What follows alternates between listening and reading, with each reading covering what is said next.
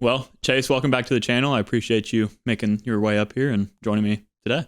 Of course. How you doing, Spencer? I'm Good. glad you made it to the West Coast. Yeah, I know. In your neck of the woods now, you and JP Exactly. and Stan and everybody else. But I wanted to start this off by just talking about the difference, in the growth that you've had over the last couple of years since we talked. Whenever we filmed the podcast last, that was back in February of 2023. You were actually my first guest on this series, which was pretty amazing. Back then, you had 9,200 subscribers or so and 1.07 million views across the channel.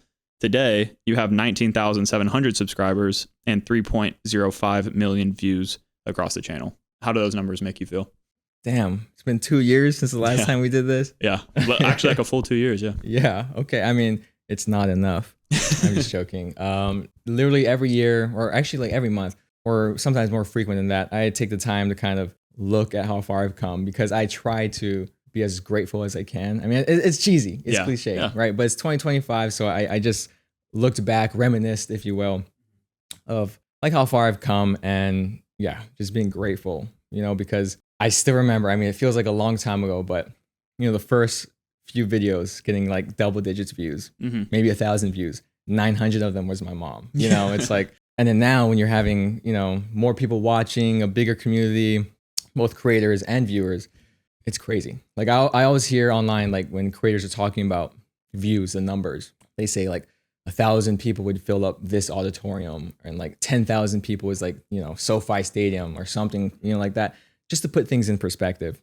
And, when I think about like that, it's insane. I mean, you've done a fantastic job as well. I mean, you're doing amazing. And I think you two are very grateful. Yeah. I mean, it's insane. I never thought that I would be in this position today. I was working my civil engineering job, thinking that starting a YouTube channel would be fun, but full time is a whole different beast. You're working on that Home Depot in Hawaii that I lived by. Actually, that's crazy. True. Such a small world. I know it. Well, for the people that may not know you, just from YouTube, can you explain just who you are and who you make videos for?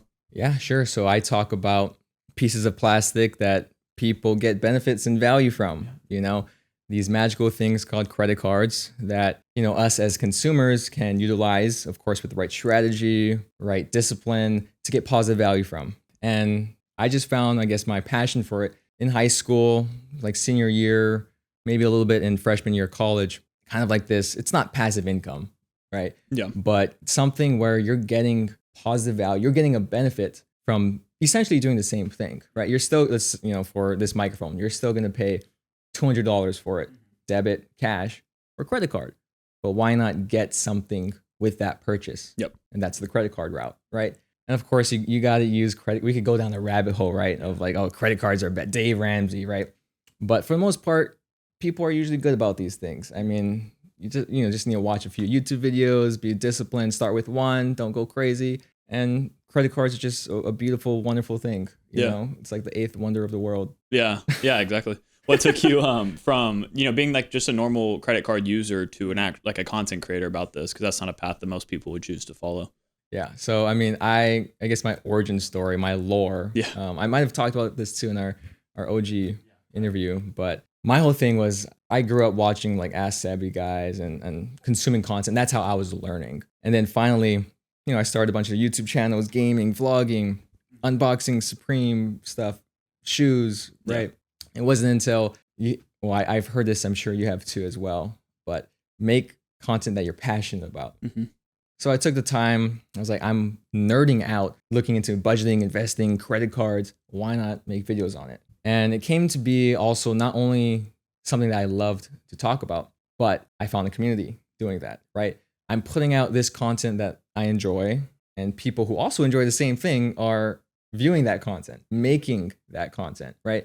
So then it became more so not just about like fulfilling my passion, but like also fulfilling that passion of community, or not passion, but like that satisfaction, fulfillment of community. And now at this point, it's like, it's doing it to help others. It's like a full circle. I'm sure you feel the same way too, right? It's like now, or I guess before, I was the guy behind the computer watching, learning.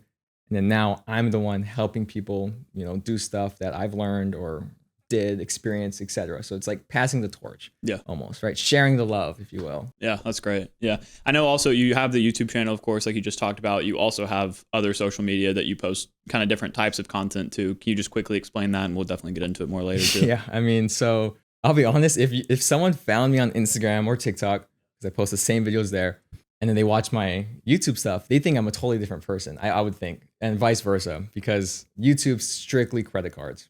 Whereas on Instagram, TikTok, it's like, is this guy a damn car salesman? You know, he's talking about car affordability. How much do you have to make to afford a certain car? General finance, general like finance news, etc. And the way that worked out was just because people seem to like, or like watch those types of videos more so on my Instagram and TikTok. And I just kind of fed the demand, right? Like I did make some credit card videos, and it just didn't do so well. But since I'm already passionate about budgeting, passive income, all that nerdy finance stuff, this was kind of like an escape for me to talk about that, since I'm not talking about that on YouTube. Mm-hmm. And since you're pumping out short form content, multiple times a week, it's good that I could cover so many different topics in a short span of time, so I could kind of touch those little side ventures outside of credit cards, get that fulfillment. Yeah, scratch that itch. Exactly. Yeah. Well, like I said, we'll get into that more later in the more content focused section of the interview. But although you do post different types of content, I would say that your bread and butter is the YouTube, the credit card content. So just at a high level here, can you explain to people your overall credit card strategy so we can just have that to reference throughout? Sure. I know the biggest, description people like to use is travel cashback. So I'll start with that. I'm team travel.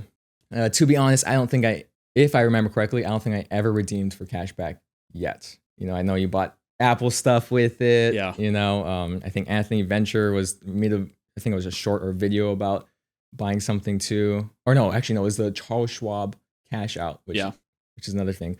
But I don't know, I'm team travel. I get both sides. There's a time and a place.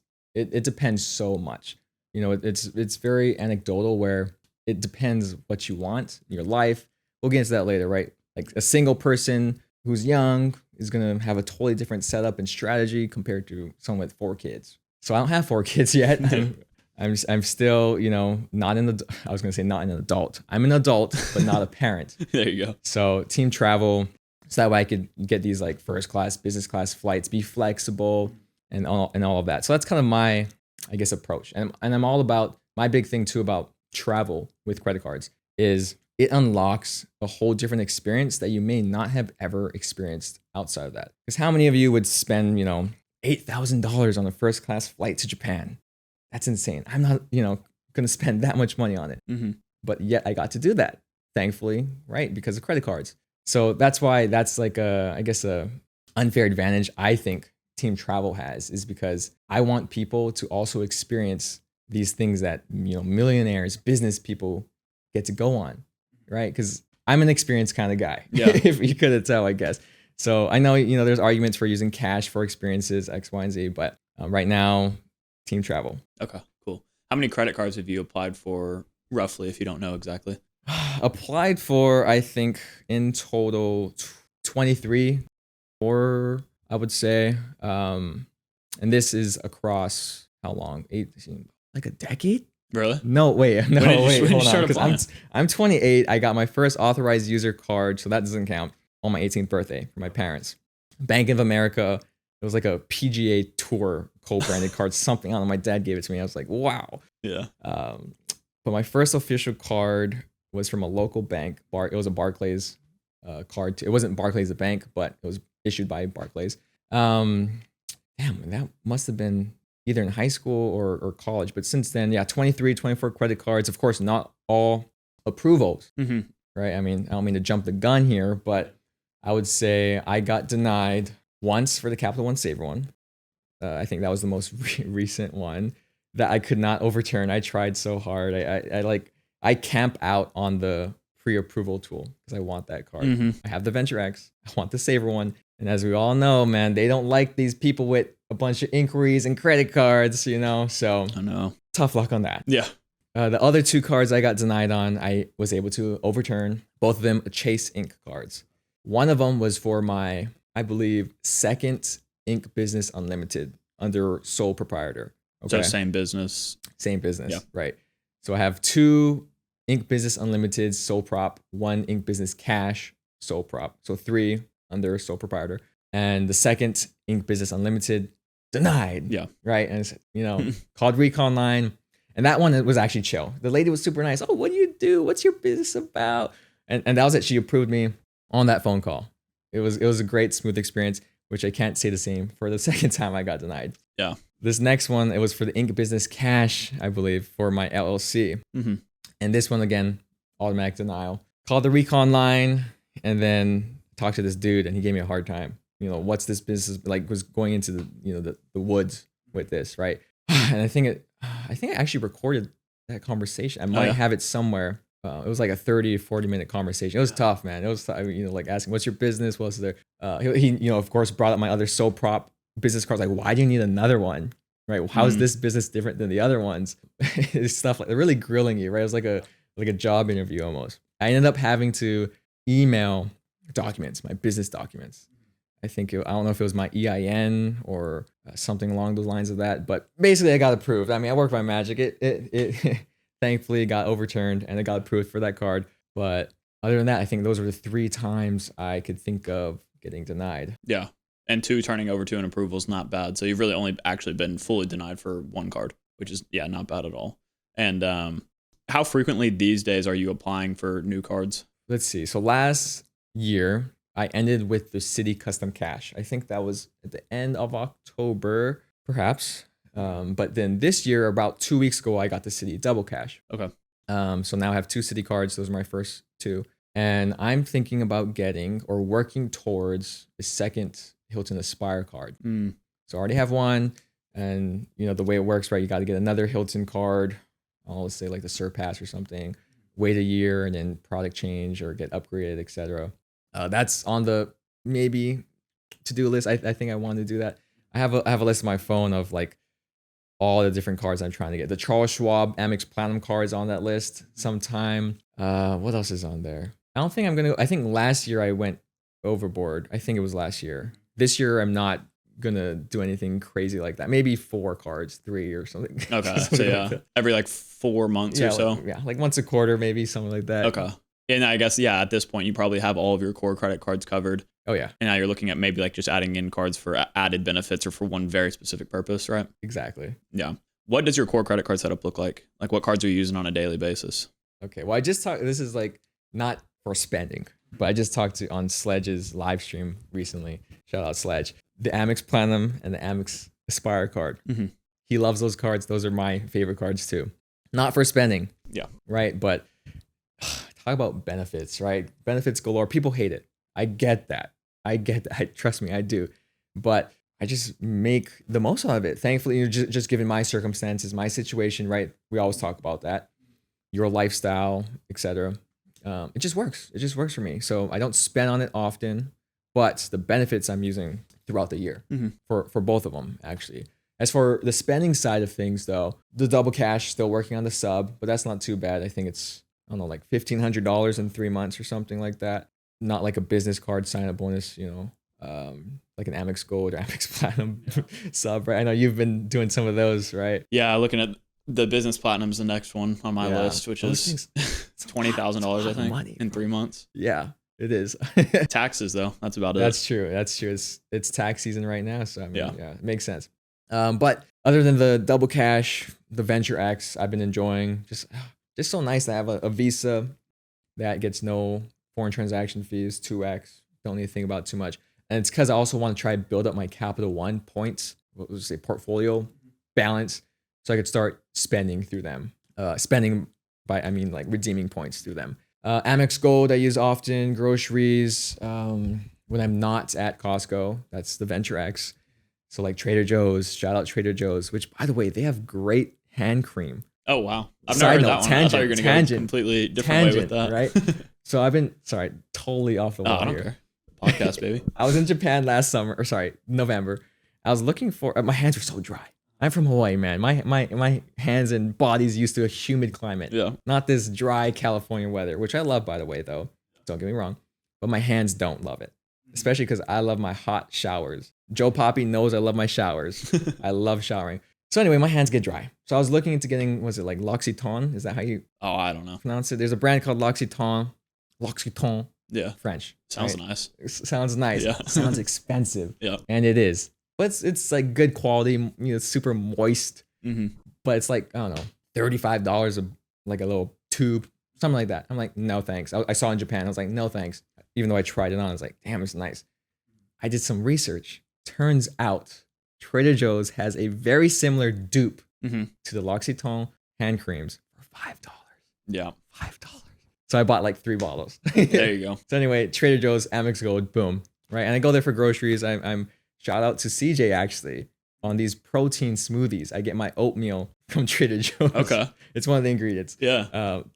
Let's see, what else do I spend? Venture X, Double Cash, Amex Gold. I guess like Chase Sapphire Preferred. I have some, like my app subscriptions on, right? Because you could do the streaming service hack or whatever when you charge it through Apple, your Apple account, it counts as a streaming service. So you get 3x on that. So like, for example, paying for my verification on Instagram, Mm-hmm. right? It's like $15 a month or something. Boom, 3x on that, whatever. Yeah. It's going to get a crazy balance from that. But for my business expenses, Chase Inc. Business Unlimited, just always got to have Chase points. So Mm-hmm.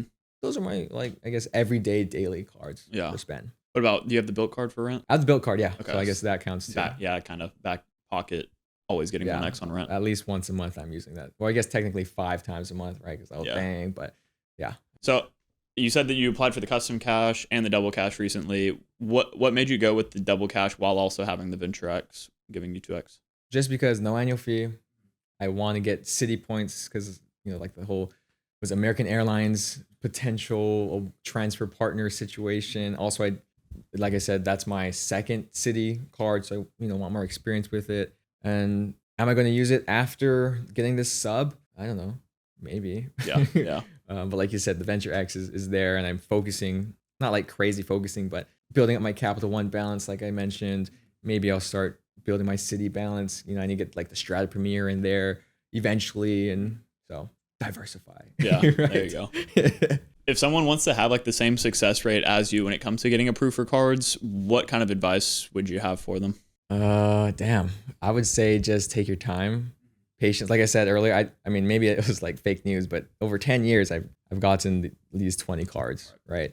So averaging out, that's only 2 a year. That's not crazy. There's people, I don't know. Wait, what about you? How? Yeah. I mean, last year I was like 6 in a year, which is a Right. lot. And then I did like 5 the year before or something like that. So I've been doing it really quickly, but I'm getting to that, I have like 17 cards. So now I'm getting to that point where I'm going to start slowing down a little bit. But yeah, I'm curious to hear what you would say. Cause for me, it's the same thing, being patient, spacing cards out. Exactly. But like, I mean, how do you stay in good graces with these lenders? Like with Chase 524 and all that? Well, I know it's not Chase, but I know I was in Amex Pop-Up Gel and I haven't checked since then because I haven't gotten an Amex card in a while. The last one I think was my Bonvoy Brilliant card, which is the one it was that, or was it? No, it was that card. I got pop-up jailed and thankfully I found a workaround for that. So I don't know if I'm in good graces with Amex now. I have yet to check. Is anybody though? I don't know. Yeah, Amex is a tough cookie. I mean, talk about Capital One being a tough cookie though. That's a tough cookie. I know. They're all getting tougher, to be honest. Yeah, I think they're cracking down. Chase, the 524 part, I mean, since I've gotten a lot of business cards recently, that hasn't actually affected the Chase 524 rule. So that's been nice, been able to grind out those cards with no problem. Right now, I'm not, I think, it's right on my phone, I have almost like a timeline of like, I guess, what cards I'm trying to get and when at that time, if I'm going to be under or over Chase 524. Yeah, it's not an exact roadmap. science. It's this groundbreaking app called Apple Notes. Yeah. It's nothing too crazy. It's just bullet points. But I try to, like we talk about, plan it out in that sense, right? Because if you just throw darts out of nowhere, just chasing after some card that people are talking a lot about without actually planning it out, taking the time to see how it would fit in your current lifestyle, maybe your future, I guess, goals, you're wasting time. Sometimes money as well. But for me anyway, I think time's the bigger, I guess, variable they don't want to mess up. Yeah. Because you can't, let's say you got 10 cards and you want a Chase card. Well, you're kind of SOL in that sense. So I hate to keep talking about it, but plan it out, take your time. I know there's people who just shotgun a bunch of credit cards, right, in the year. Kudos to them, but I don't have the balls, I guess, to do that. Yeah, no, I completely, I mean, that's exactly how I play it too. Cause yeah, if you get to the point where you're at like LOL 24, like you're just so high that you can never get Chase cards again. Like that doesn't work with my strategy because I use Chase points so much. I have to be mindful. And I think that's actually a reason why 524 has been somewhat of a positive for me. Of course, I don't really wish it was there, but it has been more of a positive for me in the sense that it at least gives me structure. You know, I get that. Don't support Chase 524. I'm not supporting Spencer. it. I'm not supporting it. I'm trying to find the silver lining. You're right. Okay, there's a positive twist to it. Yes. Yeah. So these days, if you already have the 20 plus credit cards, what is dictating your card applications? Dictating like what makes me decide what to get next. So, like I mentioned earlier, the Aspire card. Since that's probably one of my top 2 cards. Maybe not top 2, but it's up there. It's up there, right? I like that card. I love that card. So why not get 2? So that's kind of one reason why that's on the to-do list, is to getting 2 Aspire cards. So now, wow, I get 2 free nights. Now I could book this nice weekend stay instead of just a one-night stay with the free night award. I know Luke had 2 before. I think he recently got a second one. Like he downgraded one or something, and recently got a second one, I think, or he downgraded. I don't know, something like that. Yeah, I know. He's got some crazy stuff something going on. like that, right? But that's kind of dictating that card. I mentioned the Charles Schwab card because I have like 1 million Amex points, and it's actually this was the same problem I had 2 years ago, right? I hoard points. Yeah, that's right. That was like the whole title of that video, I think. I hoard points. It's not a good thing because we always talk about earn it and burn it. Yeah. Okay, well, actually, to be fair, I don't talk about that. So I don't talk about that. I do, but I also hoard to a degree. So like, it's dumb. It's dumb. It's dumb. I get it. I'm a hypocrite in that sense.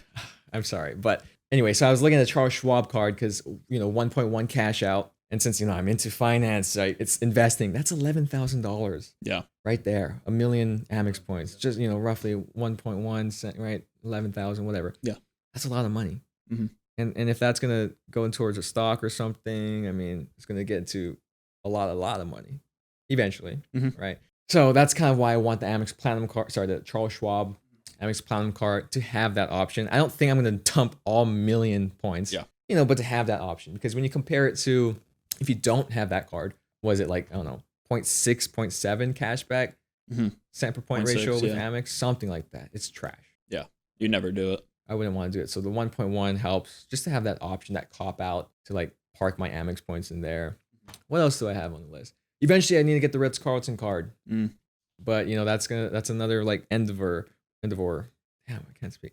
But you got to plan that out too, right? Because that's going to take at least, over a year to get, especially because I got the Bonvoy Brilliant card. I think it was last year or something. So I mean, 2 years after that to even get a Chase Marriott card, and then a year after that to get the Ritz. So yeah, it is a pain. Yeah, but that's in the timeline. But like you mentioned earlier, at this point, 17 cards, 20 cards. What else can you get, right? It's like at this point, it's just for the sign up bonus, maybe very specific niche reasons. But we, like you said, we have our core set up, right? So it's harder to kind of justify getting that extra card. It has to be a good reason. Yeah. Speaking on that Charles Schwab card, I'm definitely looking at doing something similar.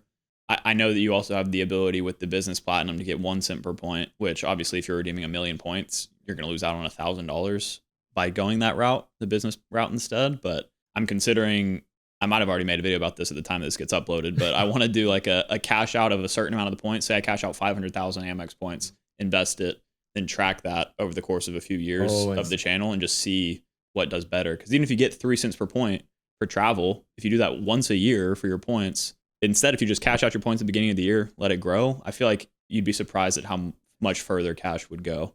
That's a great idea. So, and since we have the luxury of like getting the referrals and having more points than like the normal person, I feel like it'd be a fun experiment to run. So that's on the docket, but it's like, do I go Charles Schwab or can I just be okay with the business? Because that's a whole nother addition to 524. It's a personal card, another hard inquiry. Another big annual fee. Or actually, I guess no inquiry. Yeah, big annual fee. Yeah. But yeah. That's a good experiment though, because right, we're not getting interest from hoarding points. We're not. I mean, no, they just sit there. Yeah. Whereas getting devalued, if anything. Exactly. Yeah, that's very true. It's getting devalued the longer you hold on to it. So that's a good financial decision, actually, too. Yeah. to dump it out, put it in where, like a ETF, something, S&P 500, get 7% on average return every year over the long run. Right. Yeah, and it compounds. I talked to a guy on the channel, like one of the subscribers that commented, and he did that exact strategy this year.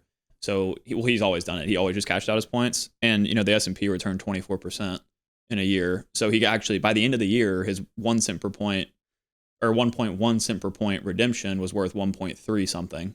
So he's effectively getting a cash out rate of 1.3 plus. Yeah, which is pretty crazy. But that is nice. So being that you're on team travel and we've already talked about a couple of your luxury travel credit cards, do you have an idea of your total annual fees across those 17, 20 cards? Yeah, I think I made it. There was a video I think last year I posted. It was 2,300 something maybe. It was I don't remember if it was like 2,300 or 2,500. But yeah, that's kind of a lot.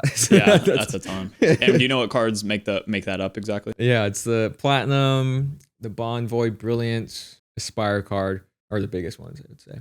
Yeah, because and you got 2 hotels covered there. You have a transferable currency as well. Mm-hmm. So for people wondering how the heck you even justify that value, crazy guy. Can you talk about how you actually because annual fees are one thing, effective annual fees are another. Mm-hmm. How do you maximize the value from these premium travel credit cards? Yeah, that's crazy. People spending thousands of dollars on these pieces of plastic, right? Right.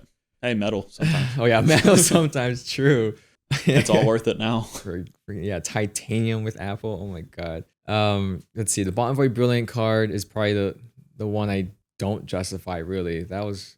Mm-hmm.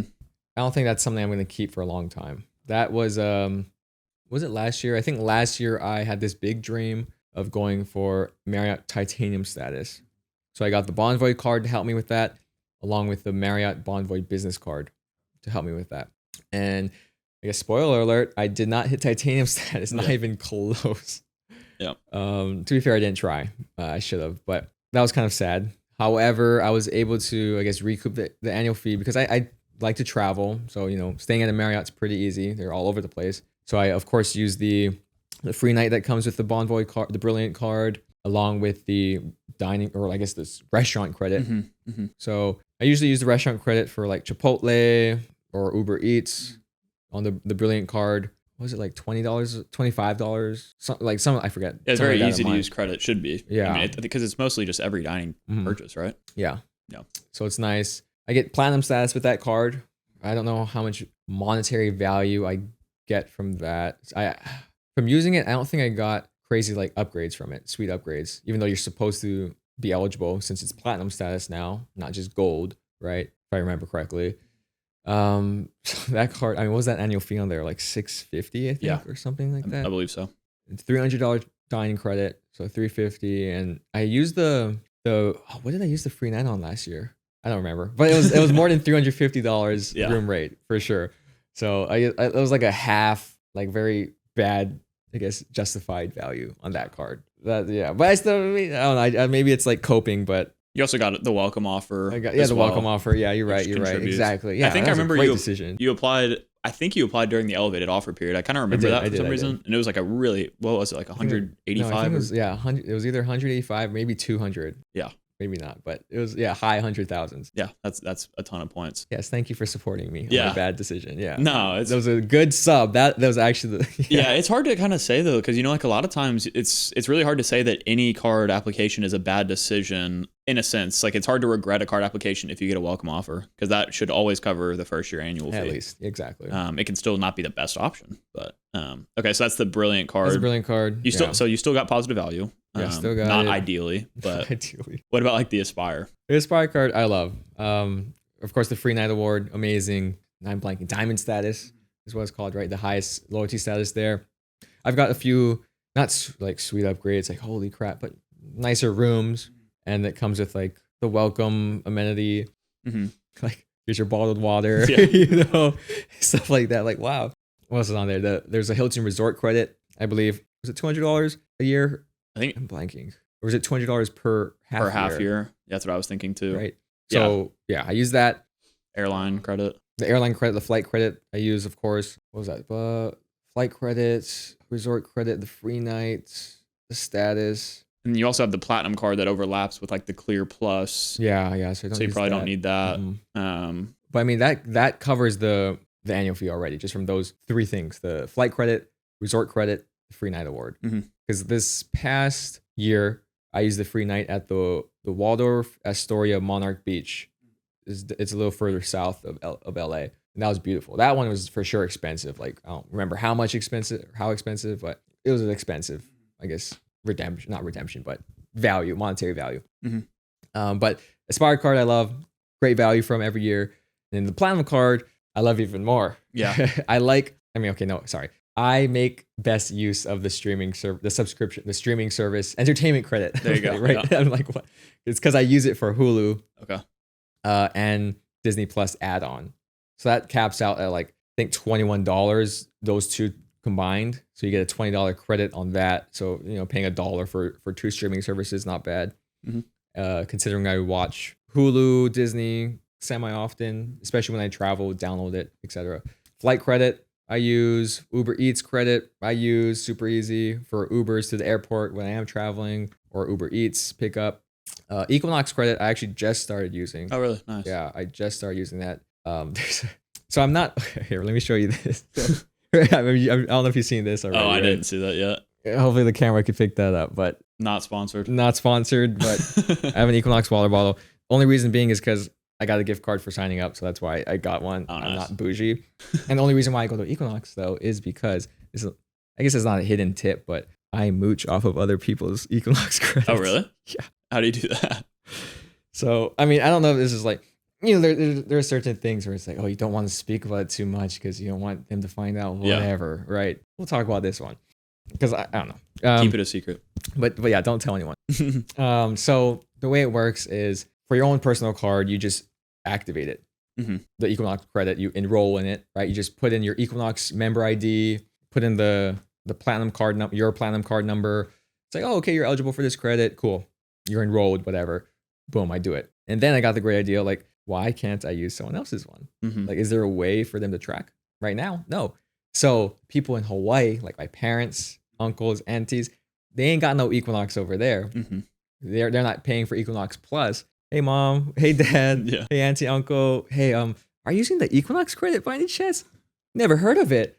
Oh, okay. Well, if you're not going to use Equinox Plus, can I borrow it, please? Yep. So what ends up happening is, I mean, thankfully, since it's like people I know, they gave me the credit card information or whatever. I do the work for them, enroll it with their card number, connect it to my Equinox account. And then, so what happens is for, every other gym membership, they charge you on a monthly basis, right? But I called before signing up for Equinox, by the way, I tried to do my due diligence to see if this would even work. Because if this wouldn't work, I'm not paying for that membership. Yeah. Like I'm not dishing out $300 a month for this gym. It's not worth it, right? So I did my research. I made some calls to Equinox, whatever. But turns out what you could do is you could call Equinox, whatever gym, say, hey, can you charge the card on file right now for the next month? And there's no limit to that. I could charge, like right now, I think I'm covered until May. I need to get more of my friends' families' cards to go throughout the year. Yeah. Right. But basically, I just tell Equinox, like, hey, charge the card on file for, whatever month it may be. Okay, cool. And then I double check with whoever's card I use, like, did you get the credit? If not, I'm just going to pay you $300, right? And you get some points from that, right? Yeah. 300 points. So there, congratulations. That's my gift to you. Yeah. But the reason why I also want to do like call ahead now is because if for some reason, right, my gym membership, my 1 year anniversary or whatever is in October. So if for some reason Amex or Equinox picks up on this, right, and I'm not doing it in advance, right? What if they stop it next month? Then I'm not screwed, but I'm gonna have to pay for like 10 more months of $300. But whereas if I'm calling in advance, now I'm covered until May. So if they shut it down tomorrow, that's fine. I'm covered until May, right? So that's how that's I guess the story behind the Equinox thing, and why I get $300 now of value for that credit on the Platinum card, whereas before it's useless, right? Gotcha. We all that's kind of like the common stance on that. It's like an useless credit for most people. Saks credit I use, get cologne, go into the store, gift card, you know. Yeah. Since thankfully there's, it's LA, there's of course going to be a Saks here. Just go down to Beverly Hills, pick up a gift card, and they know the drill, right? Of course. What else is there that I didn't say? The Uber credit did. Clear credit, I love. Okay. I guess I'll talk about that now. Yeah. But Clear is like the cherry on top. Mm. By no means is it essential. I don't recommend people paying for it out of pocket unless they travel a lot. And of course, if their home airport has Clear. But Global Entry, on the other hand, TSA PreCheck, for most people, well worth the investment. If you had to pay for cash, a lot of cards give that to you for free. Super helpful to have. LAX, of course, has Clear. And I don't know how many times, but at least a handful of times, couple of times, it saved my butt. Yeah. Because I don't like, we're going off a tangent right now. That's Sorry. fine. But at least living in or when I'm leaving home to go somewhere, I don't like a lot of time between the flight time and me getting to the airport. Yeah, I just talked to JP about that too. Yeah, right. So I just want to go straight through security to the gate. Oh, your group number is getting called. Perfect. Yep. So, you know, I don't go into lounges, none of that. So having Clear is really helpful because I could show up last minute, and you know, most of the time, honestly, TSA PreCheck line's short enough where I would have made it on time. But there have been, you know, those handful of times where, damn, TSA PreCheck is a lot longer than I expected, but Clear, there's like no one there. Mm-hmm. Boom, just walk straight in. I'm like, thank God I did not miss my flight. Yeah. You know, and then LAX has it, Hawaii, which I go to often enough. They just actually implemented it in the Hawaiian Airlines terminal for sure. That's a fact. I've heard but not confirmed the other terminals have it as well now. I don't know for sure, but that'd be a huge plus for me too, is if they had Clear there as well. So it's good to have. So yeah, anyway, I use that on the Platinum card. What else? I mean, you basically use I think that's almost every single. It has, yeah, the FHR, the FHR benefits are a whole nother thing, but the hotel credit I also use on there, the $200 hotel credit. Am I missing anything? I don't, maybe like one small thing, but overall, I mean, it's over $1,000 in value just from credits. And you're not talking about even like, you know, the Marriott Gold, Hilton Gold statuses, no. but you already. I mean, I don't know how you feel, but every time I talk, maybe not every time, but a lot of the times I talk about the Platinum card, I just sometimes confuse myself because it's a long list and I always talk about it. So I don't know if I talked about everything in that conversation. You know what I mean? Yeah. I mean, it is a coupon book, but it sounds like you are using all the coupons. Yeah. So that one is justified. Yeah. I'm that one lady at the, you know, Long's Drugs. Okay. Well, that's CVS, right? Checkout cashier with all those coupons. Like, here you go. Here you go. Here you go. I mean, to a degree, all credit card users are that in a sense. Exactly. You're optimizing points and miles, trying to maximize your value. I think the only other high annual fee card I can remember you having is the Venture X. That one's, I mean, pretty easily justifiable, but how do you use it? Last year, I used it, the $300 travel credit to book, I think it was a flight from here to Lafayette, Louisiana. It was for a trip. So that took care of the $300 travel credit. I didn't get the anniversary miles yet because my anniversary is later this year, I think in summer or something. So I have yet to, I guess, get the whole $400 of value, but yeah, that one's pretty easy. Okay, cool. Now let's switch gears a little bit. Just painting yourself in a place that you probably won't be, but do you ever see yourself transitioning to like a more full cashback dedicated setup? And that could be, you know, take it as you will, but that could be just like for spending or for literally everything, but not in the near future. No. Like I mentioned earlier, there's a time and a place. If you're someone with a family, especially, like that's the easiest example. Someone with a family or, you know, tight schedules, not super flexible, then it could make a lot of sense to take that cash back option. Whereas now, I'm not trying to have a kid anytime soon. Mm-hmm. You know, at least 5 years from now, maybe, give or take. At least planned kid at 5 years. Yeah. Hopefully it goes according to plan. If you see Chase on Team Cashback next year, something. Oh my God, that'd be hey guys, yeah, I'm Team Cashback now. You know, some unexpected life things kind of happen, and forget team travel anymore. Yeah, that's funny. Yeah, so not anytime soon. Not anytime soon. Gotcha. I just I don't want to use the word hate, but it's frustrating sometimes when people, I mean, I guess half of it is kind of just like for fun, but it's like dividing ourselves. Oh, cashback travel. I think most of it is for fun. You know, it's kind of fun to like egg people on who get the dumb rose gold Amex gold card, right? Not pointing any fingers at anyone. CJ. Yeah. But it's like fun stuff like that. Oh, you're team cashback. What a loser. You know, whatever it may be. But in reality, it's like, you can't go wrong if it fits your lifestyle. Like, I'm not going to look at you as a lesser human being for getting cash back. That's wrong in many levels, but there's a time and a place to keep saying that, but it depends on your situation. Mm-hmm. Yeah, absolutely.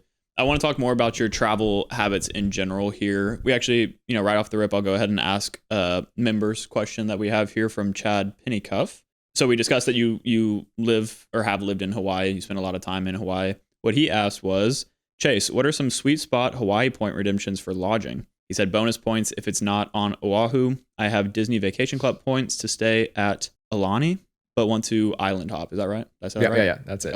Yeah. Well, first of all, shout out to Chad. I'm actually seeing him tomorrow. I know. He hit you up too. Yeah, he's a member, so we chat pretty frequently. And he mentioned he was going to see you. I was like, I'm excited for that. Chase the day before. This is so awesome. You now and then Chad tomorrow. Okay, so redemptions. The easy answer is Hyatt. Yeah. The popular ones would be the Hyatt and Maui, the Ondas to be specific. And I think another popular one is the Grand Hyatt on Kauai, another island. So yeah, Maui's one island, Kauai's another island. When it comes to Oahu, which is the island that most people go to, it's like the one with Honolulu, Waikiki, Diamond Head, all that. It's like the Hyatt Regency, Hyatt Centric in Waikiki. Usually good redemptions there. As far as like Marriott, Hilton, it's like hit or miss, I guess I would say. I like staying at the Hilton Waikoloa Village. Mm-hmm. But I guess this is like a confession too. Let's get into it. Therapy. Yeah. I've never did an award of redemption yet. For Hawaii or for? Anywhere. I've never used points for a free stay at a hotel. Even with I guess because you have all those credits that you've been using. It's always just free nights. Yeah. Huh. Or the credits. Again, do you know why? Because I'm a hoarder. I'm waiting for that perfect trip, to make use of the 5th night free, like all these dumb excuses. Yeah. So, I've got hundreds of thousands of Marriott and Hilton points, never seen the light of day. I don't know who's going to roast me for that, but got to put them to work. It's so bad. I'm a hypocrite, honestly. But what I do, I forget there's a term for it, shadow booking. I don't know some of that, but I like to dream. So I look at these redemptions, like if I'm going someplace like Japan, right? Hilton Tokyo or something like that. Like, wow, I could get this for, XYZ points at this time. Maybe I should do it. I go through the process like, okay, it's going to be a good redemption value actually, right? And I never pull the trigger. I'm just yeah, you got the time to do it. I mean, like you got the flexibility to do it. Yeah, I go through the reps. I know. But I just never pull the trigger. See, that's why I'm getting to that point too, where sometimes I don't travel enough to keep up with the points I'm earning with all the welcome offers I go for and the referrals and stuff like that. So I'm like, I feel like I need to force myself to earn more points or something by redeeming for cashback or I don't know. I'm just like getting to the point where I'm getting a little antsy with mine, but it sounds like you're not all the way there yet. No. Yeah, that's a proper confession. Yeah, it is bad. Yeah. But you haven't used your points for hotels, but you have used them for flights. Oh yeah. All the time. Yeah, for award availability, redemptions there. I guess let's extend the conversation to that. Talk to me, somebody that wants to make a trip like that to Hawaii soon specifically. Can you explain how you would go about finding?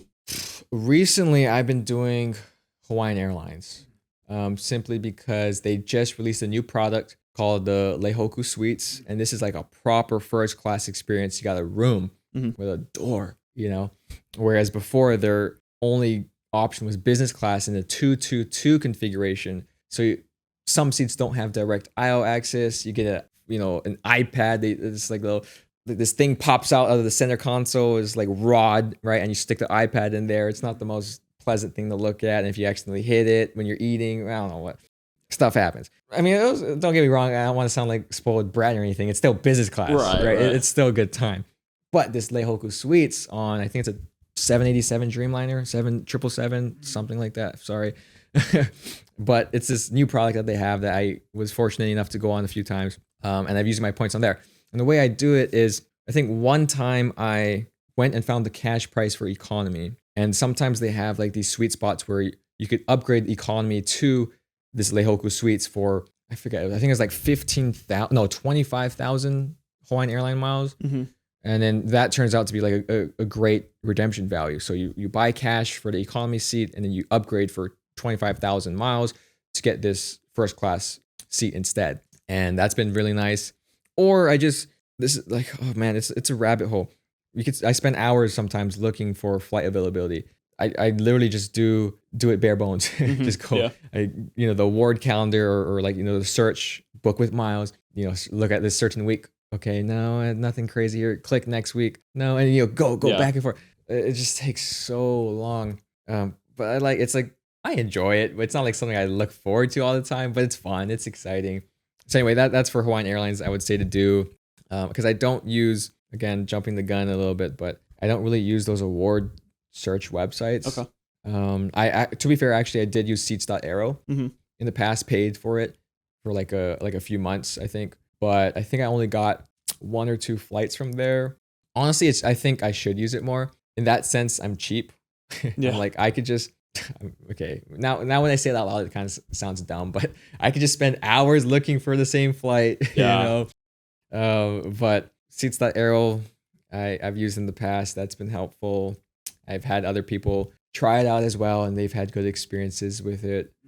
But I don't know, I just like getting into trenches sometimes and waste my weekend looking at flights that I may or may not book. Yeah, I mean, I talked to JP about it as well, and he obviously is big on the international aspirational kind of trips, and he recommended a couple of booking sites like seats.aero as well as Points. Yeah, he said is like even more, I guess, like beginner friendly and stuff too. So I need to look into those more. A lot of times I'm in the same boat as you where I'm just manually searching for everything. I'm the kind of person that I'm not super flexible on dates normally. If I have a trip planned, I know when I'm leaving, when I'm getting back, because I'm usually meeting somebody there or something like that. I'm going with other people. So that makes it less, needed for me to, I guess, go to a ton of different websites and check all the dates. So it streamlines it a bit. But I definitely need to get better too about saving some time.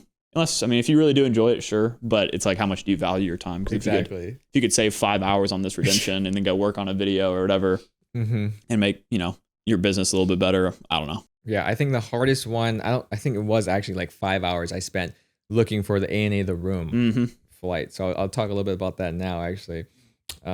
They only fly that product out of certain airports. I think it's, as of right now, or when I was looking at least, Chicago, SFO, LHR, London Heathrow, JFK in New York. I think that was, did they say SFO, Chicago? Yeah, okay. I think those were the only flights that they would fly out of. So it was hard enough to find. I didn't want to go to London just to position flight. I was ideally wanted to go to SFO. Then I worked my way east from there, but could not find any SFO flights. And that already took like an hour or something. Yeah. Then I was like, okay, JFK, maybe we could see some friends in New York City. I don't know, make a bigger trip out of it. Couldn't find any. Looked at Chicago, found one. Okay. Or I mean, I guess I'm oversimplifying it, but it took hours. Yeah. And then I had to find like a positioning flight from LA to Chicago because I wanted to try and do it all on points. I think I ended up flying an Air Canada flight, I believe, like a red eye. It was painful experience. Yeah, I imagine. Because I got there 4 a.m. or something, and the check-in for ANA, right, was not open yet. So I had to sit outside in a cold lobby in Chicago in November, bundled up in my jacket, waiting for, I don't know how long, like 2-3 hours before I could even check in. However, the positive twist to that was, I mean, not only was I flying on the room, but since it was a United hub, I got access to the United Polaris Lounge in Chicago. I wish I could spend more time in there. Yeah. But going back to the shower thing, their showers are amazing. Really? Yeah. Wait, how did you get access to it exactly? Because I'm flying a first class international flight. Okay. That's why I got access to the Polaris Lounge. So wait, you flew, what leg was United related? Oh, sorry. So I flew ANA, but since they're Star Alliance, They let you get into that lounge? Yeah, with Oh, United. I didn't even, Yeah, actually, I didn't know that. Yeah. That's good to know. So, But showers are nice.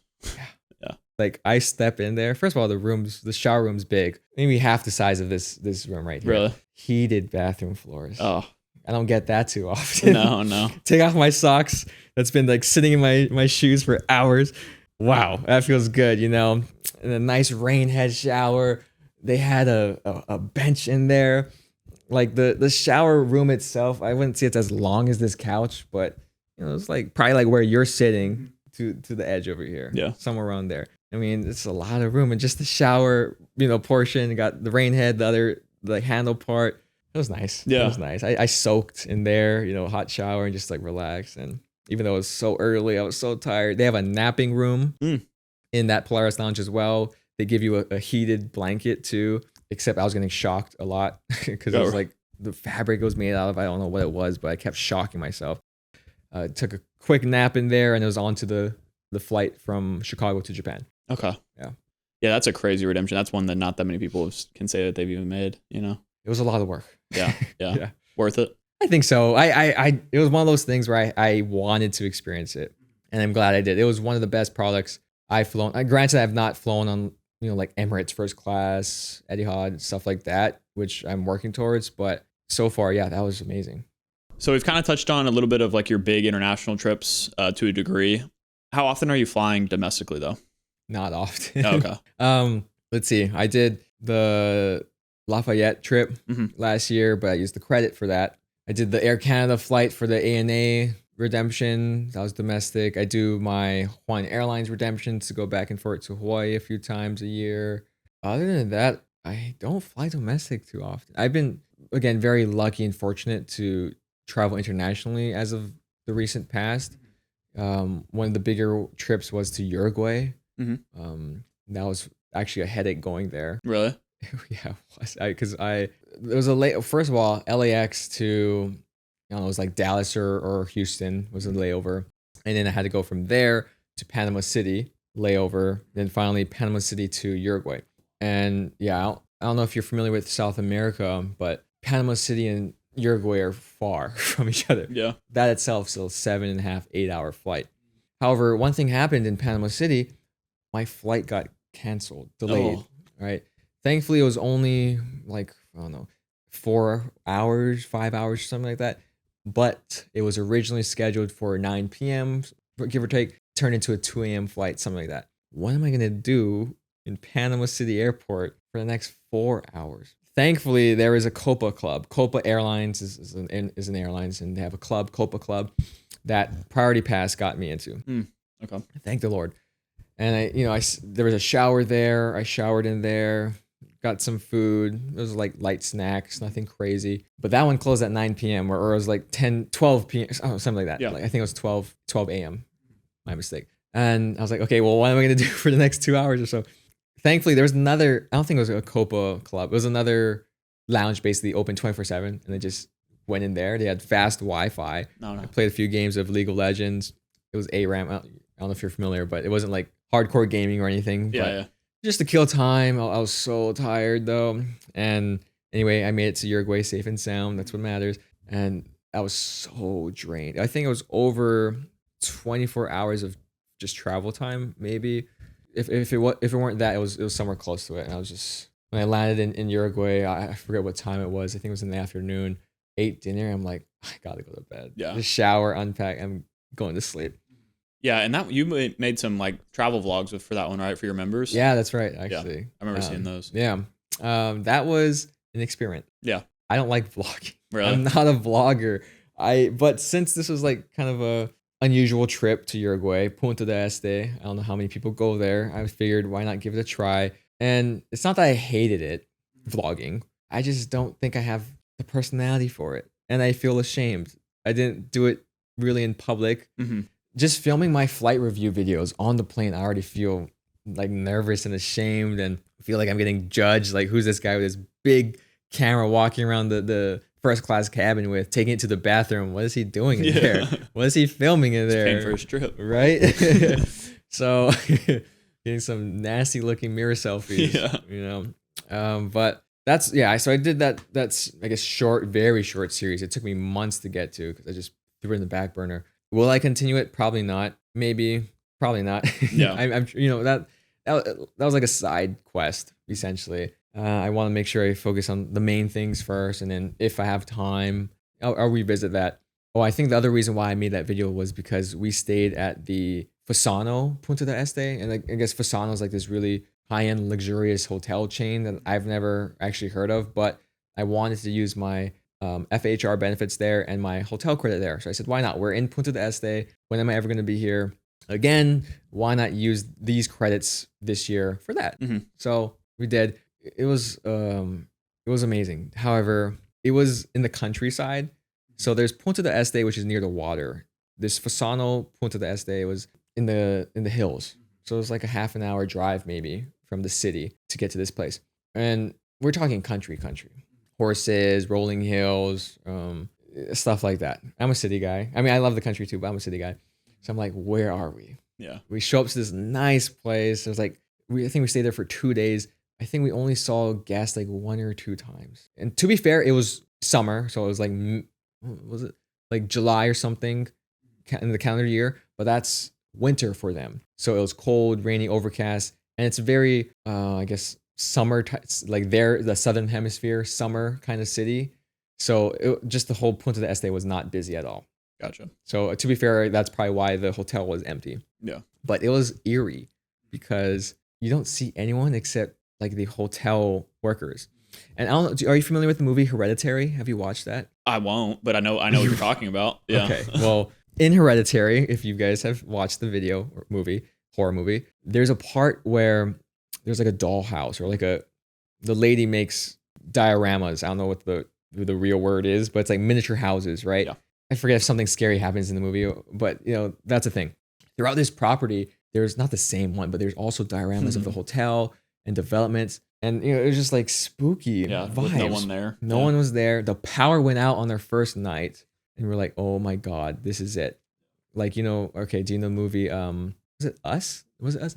The one by Jordan Peele where it's like Out. It was Get Out. Yeah. Something like that, Get Out. Like we felt that vibes too. Or like Midsommar. I mean, the list goes on and on. Like just out in the middle of nowhere. Like we don't know any of these people. Like what's gonna happen? I mean, of course, it's a very nice hotel. I don't mean to like scare people. It was just our own issues, baggage, right? But anyway, it was super nice because this property is huge. They give you a golf cart. There's a golf course. There's like a river club that you drive the golf cart to. There's an airport, a private airport, a helipad. There's not wild, I guess it's not wild, but farm animals, right? Sheep, cows, horses, all on property. A spa. Like it was beautiful. Like 2-3 restaurants on there. And again, you're eating by yourself essentially. It was almost like eating at home, I guess, because you're the only guest. Yeah. and they, you get to know the waiters and servers and the people around. Anyway, sorry. That's another reason why I wanted to vlog was because that was a cool experience. And I don't think I will go to Punta del Este anytime soon. So that's why I'm glad I recorded it and experienced that. Yeah, gotcha. Just to close the loop on like kind of all the travel stuff before we talk about more general personal finance and content creation in general.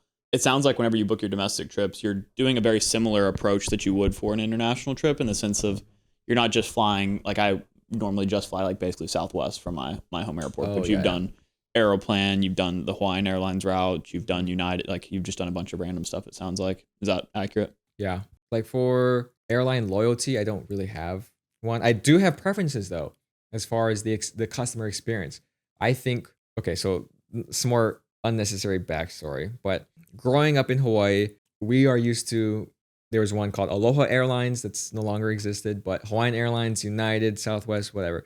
Deltas, they don't have a lot of flights going to and from Hawaii. Mm-hmm. But of course, I always heard, wow, Delta's the best domestic airline. Everyone, you should try it. It's so great. I'm like, I don't know. I'm not going to take one of the 3 flights that's like $200 more expensive than the United one to go where I want to go from Hawaii. So when I moved to LA, it's not a hub. It's not a Delta hub, but there's a lot more Delta flights. When I went on Delta, I was like, wow, this is what I've been missing out on. Oh, yeah. I don't know what I mean, I think it was the in-flight Wi-Fi that did it for me.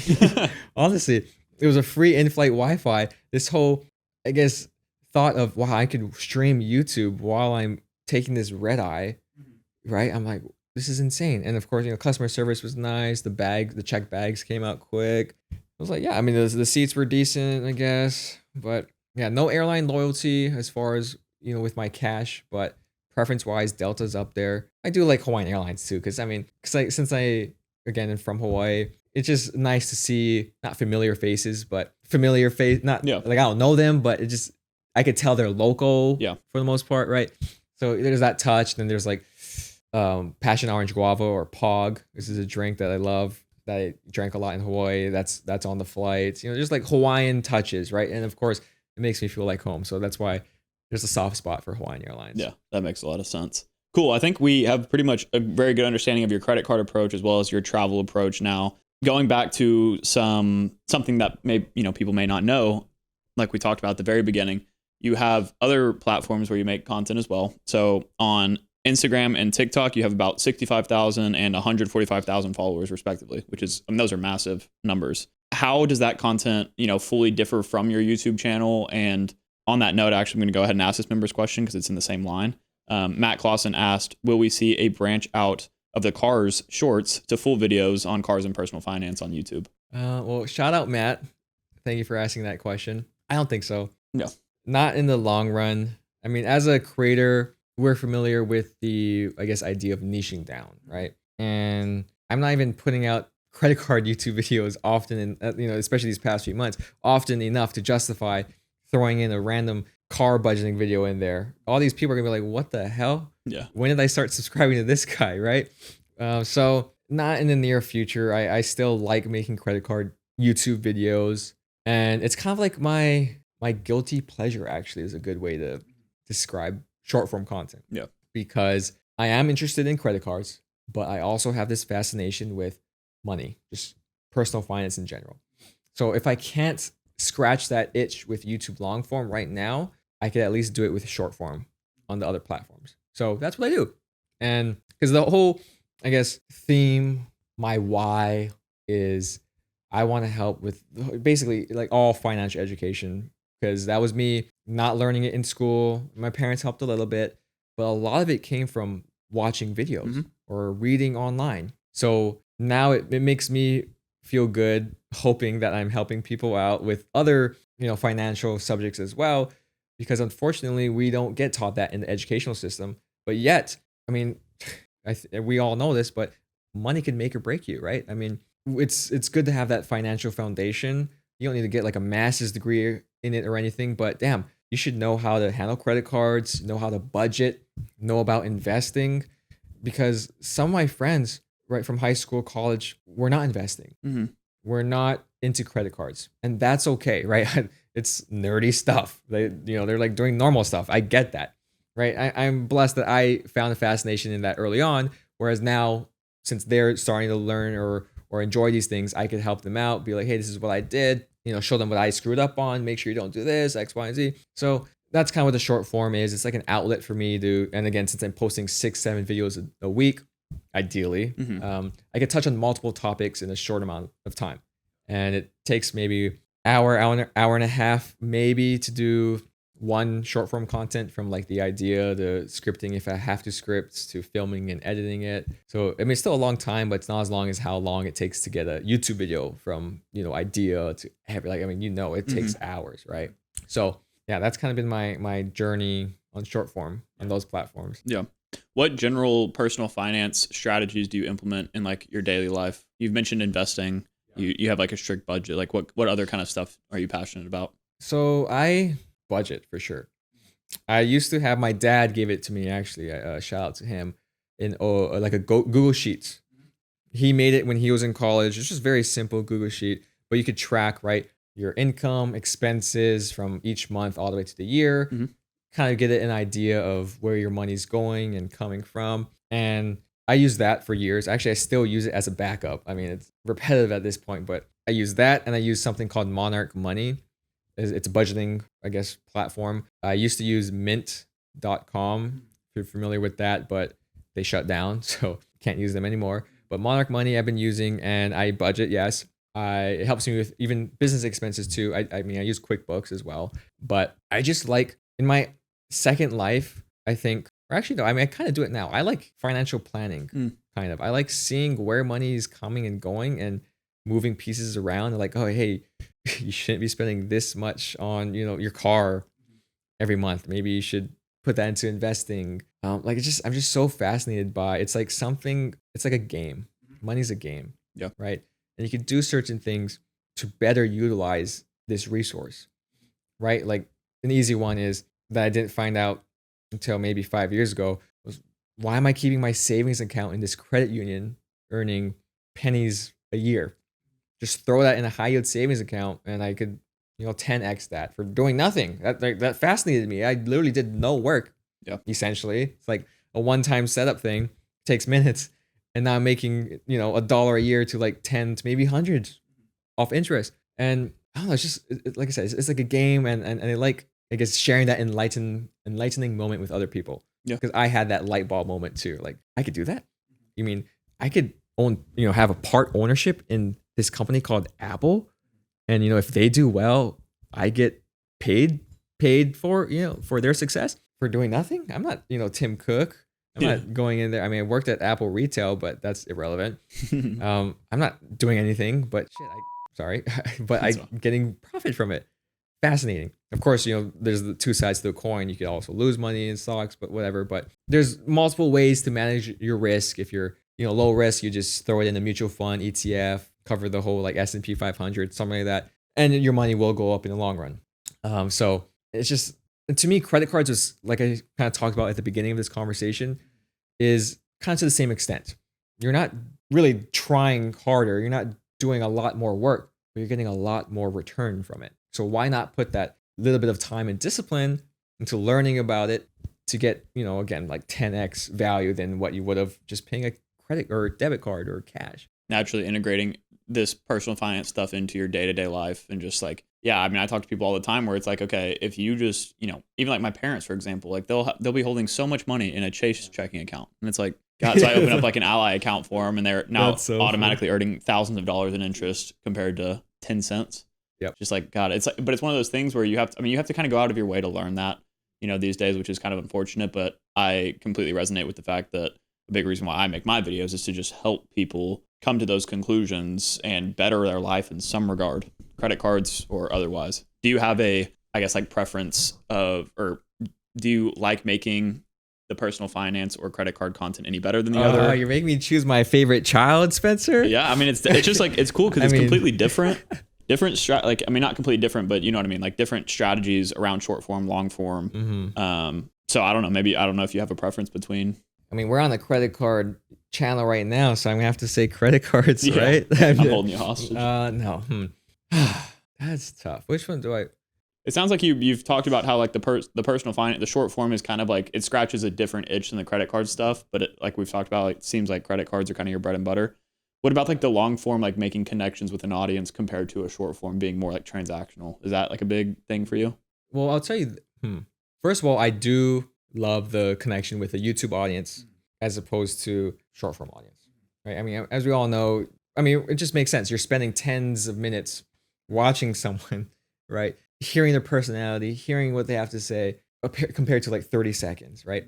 So you're gonna naturally be drawn to this person you're spending a lot more time with. And I'm sure you have seen it as well and experienced it, but there's just a tighter knit of that YouTube audience, creator to viewer, I guess, relationship than a short form one. And right, we've had the privilege to meet some of our viewers too, right? Along with other credit card content creators, right? Like, I look forward to that. That's always a good time. But on short form though, I will say, thankfully, because of, I guess, how much traction I've gotten, it's a lot easier to just reach out to other creators. Because you know how it goes. It's like social proof, right? So being, I guess, at the stage that I am at now, it's unlocked doors that I wouldn't have gotten maybe if I just stayed on YouTube. Because it's harder. Okay, maybe harder isn't the right word, but on Instagram, right, I could DM someone. And right, let's say I DM you, you're instantly going to see like, oh, I have X amount of followers. Okay, he makes content on this platform, whatever. So, there's some validity to it, right? Whereas if I'm strictly on YouTube, which again is there's no problem being strictly on YouTube. But if I'm strictly on YouTube and I want to reach out to someone on Instagram, it's maybe not as obvious that I'm actually a YouTuber. I mean, of course, you can still post about it. I know you have your Instagram pages for your YouTube channel, and that screams, right, like I'm a YouTuber too. So, yeah. So that helps, right? But to me, it just made sense to keep going down the short form route because since people kept wanting to watch somehow, I don't know, but it just unlocked a lot of doors that I don't know if would have been there for me if I didn't do what I did. Gotcha. I guess. If there's somebody that's out there looking to, start a YouTube channel or start on the short form, content route, can you maybe give a little bit of advice for both content mediums? Yeah. Don't do it. It's oversaturated. Yeah, right. You hear that every year, right? When I started in I think it was 2020, 2021, maybe, that was still a thing. Like, it's oversaturated, whatever. That couldn't be further from the truth. I mean, I guess, yeah, technically, I guess that may be true. There's more creators, more people, but whatever, more videos being uploaded now. But if you find something that you're passionate about, and it will take, okay, maybe not for sure, but just expect that it will take multiple tries. For me, it was like 4 tries of 4 different YouTube channels. And then you finally find one that resonates both with, your passions, but also at the end of the day, there's got to be a demand for it. I could be super passionate about green hotel pillows, right, that are in Hyatt hotels, but if there's no demand for it, it's not going to do anything really, right? So the biggest thing is, it's again cliche, but just do it. Don't get stuck in analysis paralysis. I have anxiety, I have ADHD. I'm very analytical. I like planning things out. So I have to make sure that I tell myself to just start. One piece of advice is, right, like, fail. If you're going to fail fast. So that way you could try again, and eventually, hopefully you'll succeed. And you spent a least amount of time in that process. So just do it. Like, I guess this goes for YouTube as well, but especially for short form, make different types of videos and different types of edits. So for example, I'll just use my personal experience. Instagram, I did credit card stuff, like reels, right? Credit card reels, generic personal finance stuff, and then a car affordability video. That one did a lot better than the other 2. Okay, then that tells me something is probably clicking with this one. So again, I did another test run, some more credit card videos, some more personal finance videos, another car video. Found a pattern. It did well. It did better than the other ones. Okay, and then you just double down, go in, right? So again, like I said, you may not hit off of the first try. Actually, you probably will not. I can almost guarantee it, but it's a perseverance thing, right? And if you're truly passionate about it, you're going to be okay if you're getting the 10 views for YouTube, especially for months. I can't tell you how many times I would just stare at YouTube analytics in the YouTube studio, the real-time views, right? Like, I think it's 60 minutes, right? It's like nothing. It's like a pulse. Then boom, 1. Oh my God. Yeah. Who was that? I'm like, someone out there in the world just clicked on my video and watched it. Who is that? And it's like a pulse. You see, oh, now it's 2 people in this 60 minutes. Oh my God, 100 people in this day, right? It's just eventually, hopefully, your audience will find you. Keep putting out the content. Don't give up. Try different things. It's hard work. Yeah. Right. You know that. It's hard work. It's not easy. I don't want to like glamorize it at all. It stresses me out. It's not meant for everyone. Yeah. But it's another piece of advice, again, is you choose your hard, right? You're either going to have a hard time now, right?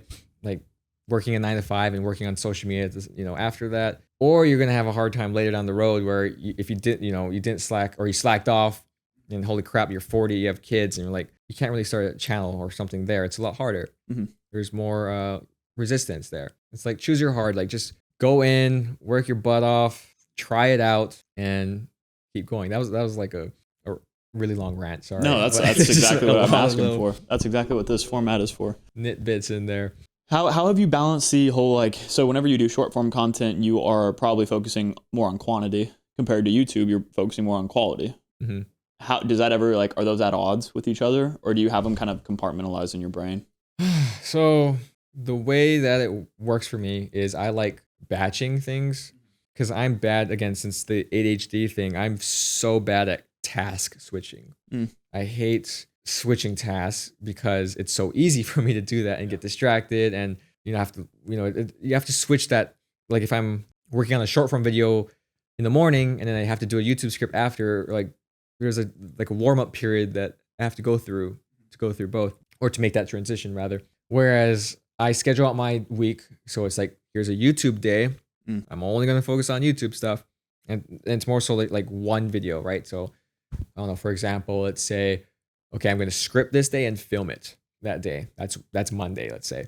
Tuesday, I'm going to thumbnail and then upload the video that was done last week because it takes time to upload, do the description, the monetization stuff. Editing, go back and forth on editing too before that. Yeah, so. exactly. And there's editing too.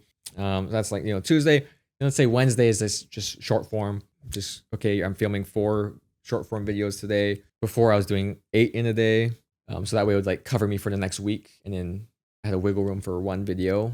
Now I split that up into 2 days because I want to like blow my brain off. Yeah. Just staring at my phone for 8 hours, just trying to edit, because I edit myself on my phone. So it's just like straining on the eyes and whatever it may be. But I guess that's kind of how I balance it. YouTube, since I'm spending like a lot more time on one video, I think naturally the quality improves because of that. Whereas I'm sure I could bang out a YouTube video in half the time, but it's going to be half as good quality wise, Yeah, I was wondering because, it seems like if you're doing the short form, you probably are in the mindset of let's get more out. I'm not going to have to be as perfect with this. Where, of course, you're trying to make everything super high quality. Yeah. I'm not saying like you choose one over the other, but whenever you're putting out 7 videos a week, you have to be a little bit more lenient on yourself for the short form.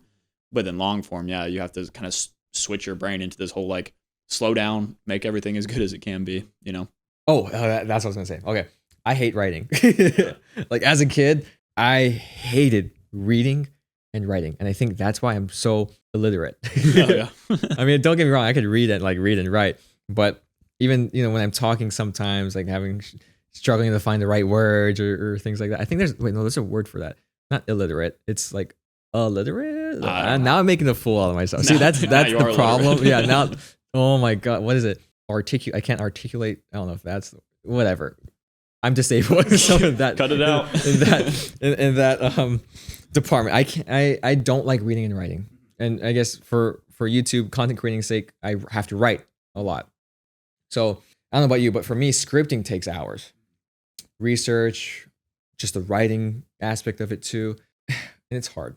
In high school, college, I did not like doing essays at all. I did not read. We'd have summer reading. I would cut corners. I'd read the Spark Notes. Yep. Right. I would do that and just, BS my way through the tests and quizzes and presentations or whatever. Good times. But now I don't like writing. So, I mean, I don't know. This is, again, a tangent, but that's my least favorite part, because if I could, I would love to just wing my YouTube videos, right? Because that's like the question. Why do you script it then, Chase? Why don't you just wing it? Then it goes back to me being, for the lack of the right word, illiterate.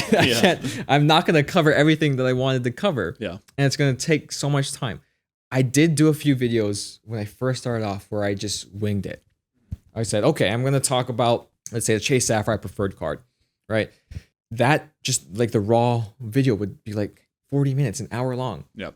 Because half of it is just me thinking, or like going back to my computer, did I cover all the reward multipliers, all the benefits? Like, oh, damn. And when it came to editing, it also took that much longer, because now I'm going to have to go through this much more footage, right? So it got to the point where I said, okay, well, I'm going to have to script it. I think it's better for the audience too, because now I'm able to, as opposed to rambling on, I could control how I'm presenting things. I could be more deliberate with it, more intentional with it, right? And I can make sure I'm saying the things that I want to cover. And I also have a teleprompter too. Do you have a teleprompter? I don't know. My strategy is a little bit different. I will script my videos, but I don't read anything for verbatim. Right, so I'll write it out as if like I'm saying it in a video, so it sounds conversational, and then I just will like glance at it for the points that I need. Okay. So it's kind of like bullets for me. See, that's what I did too. I did that too. But again, I cannot remember my lines. Yeah. So I'd be looking at the camera, say, oh, Chase Sapphire preferred, $95 annual fee. Oh, wait, was it really? Like, look off to the side. Was I supposed to say that?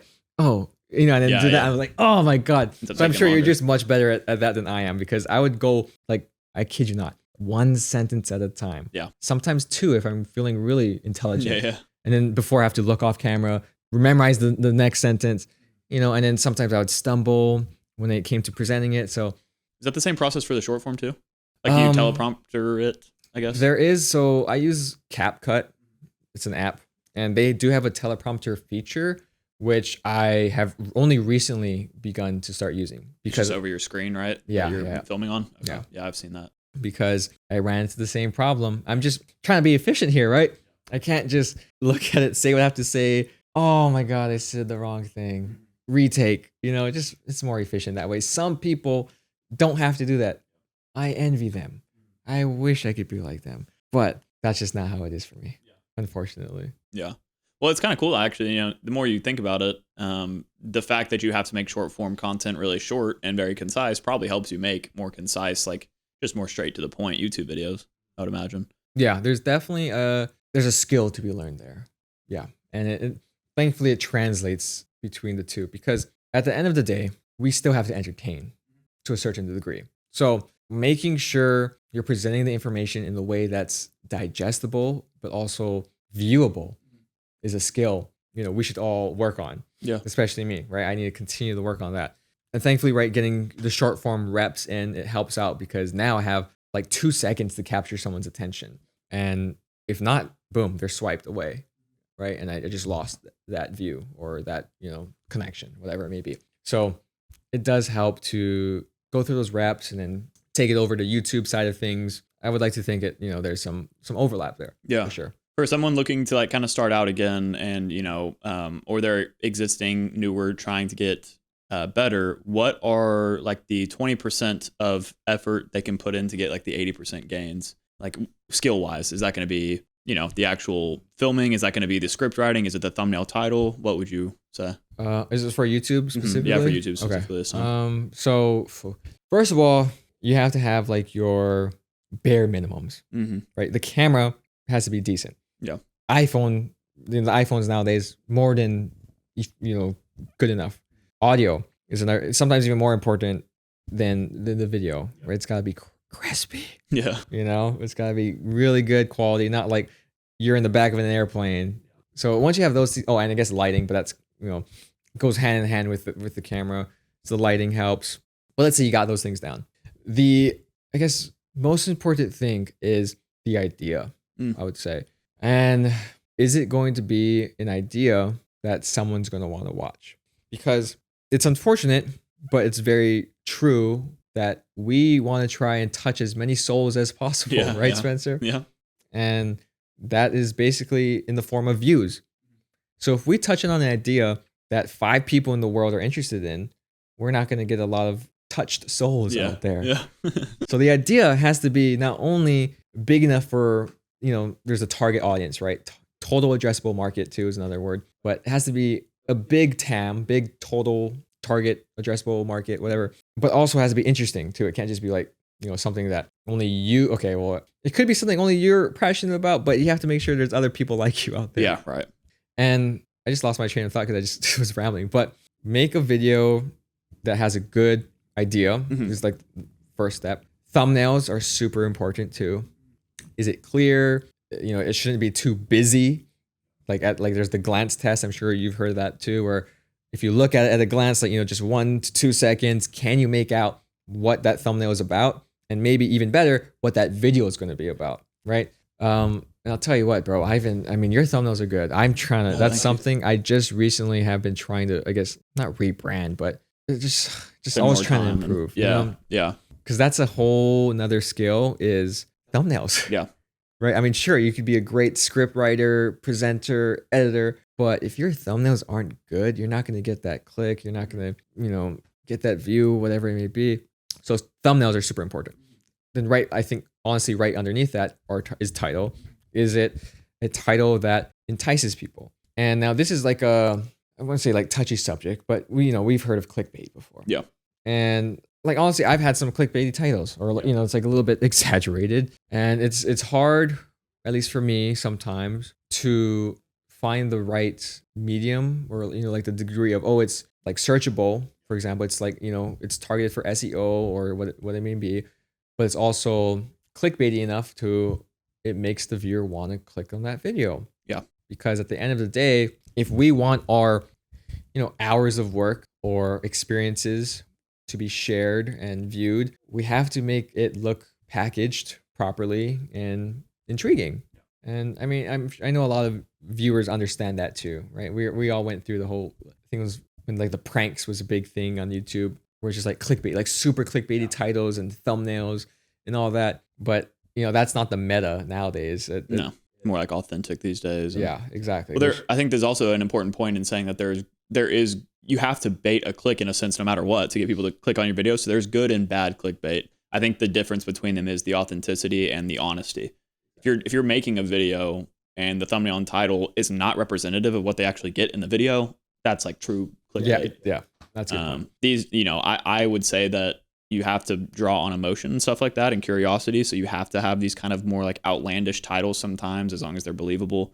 But as long as you back up that promise that you give them in a thumbnail title with the video, I think that's like where the differentiating factor is between someone that's doing it well and someone you never want to watch again.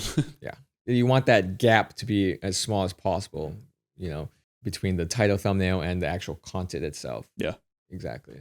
Now, speaking of, you said that you're, constantly trying to improve quality, specifically with thumbnails right now and everything like that. What can we expect to see from, your channel, your business, your, everything over the next 12 months? Better thumbnails. Yeah.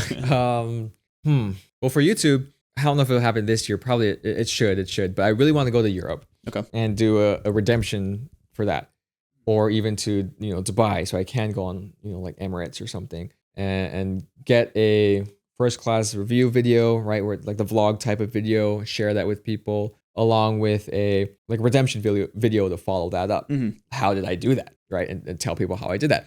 Hopefully that happens this year. Honestly, I don't have any real plans for that. Maybe, I don't know, it's a blessing and a curse, but a lot of my personal travel recently for the past 2 years, and when I say personal, like just like I'm just going by myself, mm-hmm. I've booked it 2 weeks before the actual trip. It's very spontaneous. So, I mean, there's that to hopefully look forward to. Yep. Other than that, I've been posting more YouTube shorts. Unfortunately, it's like car budgeting videos. Yeah. Because, people are still watching it on YouTube. So I'm thinking, okay, other people are still hopefully getting educated on that, I would like to think. So hopefully more short form content. Oh, what else am I trying to do? I mean, talking about like the business side of things, I do want to create some sort of budgeting template. This is, I guess, not so much for the credit card part of the business, but I just figured since I've used a Google Sheets prompt template for years, why not give the opportunity to someone else to use something that maybe, I don't know how similar it'll be to something that I have been using. Yeah. Ideally, I want it to be better, but at least, give people a place to start so they don't have to build it out themselves. Mm-hmm. Yeah, it's funny. So working on that. I'm thinking about doing a very similar thing on the credit card side of stuff too. So I'm excited to see what you come up with. Exactly. Yeah. So even speaking of that, even some credit card digital product type of thing too. I don't know. Then I need to get my website going. I saw you have a website right up. Yeah. Right? Yeah, I recently started that one. Mainly as a place to store like links and stuff for now for affiliate stuff. And then I post some blogs depending on the video topic. I need to do better at that. I posted some like off the rip and haven't been updating it. But like a Southwest Companion Pass guide, a lot of people like to read that rather than watch a video. So stuff like that. Exactly. So, and sorry, first of all, I didn't know if that was like privileged information. I don't know if you wanted to share that. No, it's fine. All my links push to the website. Okay, I figured because I saw that because I mean, same for Stan. Stan has one too. I don't know if we talked about that, but he's got a website too that I saw, which it looks like he's building it out as well. A few others have websites. This has been on my back burner for months. I'm like, oh my God, so much to handle. But I think that, or 2025, I think it's the time that I finally have a website, because I own the domain, chaseyokoyama.com. Don't even think about trying to buy that because I own it for years, but it's just been like error 404. I don't know what it actually takes you to, but it's, it's nothing right now. And it's time for it to be something. Yeah, right. That's a lot of stuff going on. And then obviously short form content will still be getting produced. And then it sounds like the budgeting template and stuff will be something to push towards that audience a little bit more. So really on all fronts, you're going to be really busy. And then of course, keeping up with just content production in general is a lot. Toughest. Okay, no, I won't say that, but it's a tough job. It is a lot. It's more time consuming than people realize. Yeah, I'm sure you could say the same, but you just think about it 24/7. Mm-hmm. Yeah. Like I hate to drag this conversation on long. I'm sorry, but no. It's so dumb. I had to force myself to have a work-life balance. Yeah. Because it's tough. You're trying to go to bed, but then you think about this great YouTube video idea, and you're like, oh, I need to write that down, or you're like, oh, this would be a good thumbnail, or I have a really hard time switching my brain off from work. Yeah. I think it's also par for the course of us having a more like lifestyle business where there's no set hours. We're not in an office. We're at our home, stuff like that. But at the same time, obviously very rewarding too. But it's a real job. It's a full-time It's a real job. Yeah. It is. But yeah, I'm super excited to see what comes from your channel and your business overall. And again, I want to say thank you for coming and visiting me here at this nice hotel. I'll have to show y'all green pillows. Yeah. Yeah, I'll have to show y'all the full setup here. Speaking of this YouTube thing being time consuming, it's pretty intense amount of cameras and stuff. Take a look at this behind the scenes, man. Yeah, hopefully the lighting was all right with it getting darker and stuff. But yeah, again, thank you for joining me, and hopefully we'll get to have you on again in another year or two and of course, dude. Benchmark where we're at today. I appreciate it, man. Of course. Thank you.